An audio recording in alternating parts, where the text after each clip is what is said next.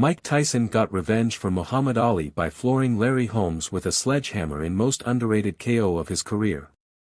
Mike Tyson's most underrated KO came against the greatest heavyweight he ever fought, Larry Holmes, and it helped Tyson fulfill a promise of revenge made to his hero Muhammad Ali. The brutal fourth-round knockout in 1988, after a bad-tempered build-up, was a 21-year-old Tyson's fifth heavyweight title defense. His 91-second stoppage of Michael Spinks or the demolition of Trevor Berbick to win his first title belt are viewed as Tyson's most iconic wins, but the victory against Holmes is remarkably impressive in retrospect. The often underappreciated Holmes was the dominant heavyweight force of the late 1970s and early 80s.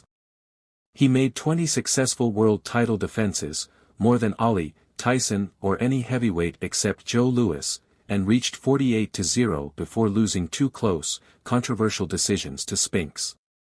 Tyson's KO of Holmes came when the Easton Assassin was 38 and many at the time saw it as a young puncher laying waste to a past great.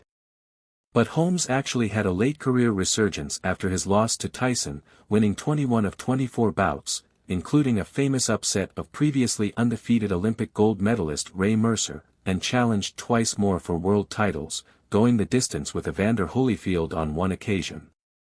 Notably, no heavyweight, before or afterwards, was able to do what Tyson did. Holmes fought some ferociously big hitters but only Iron Mike was able to stop him in his 75-fight career. Yet Tyson had extra motivation beyond just keeping world titles and adding to his highlight reel of KOs. As a teenager, Tyson and his mentor Cus D'Amato had watched on TV as an aged Ali had come out of retirement and been given a one-sided pasting by Holmes, his former sparring partner. It was a promise he'd keep in spectacular fashion 8 years later.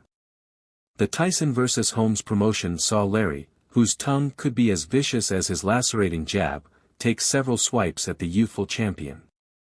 Tyson punched a hole in his dressing room wall pre-fight and emerged without music and bare-chested, striding to the ring with his unmistakable black trunks, socks and boots.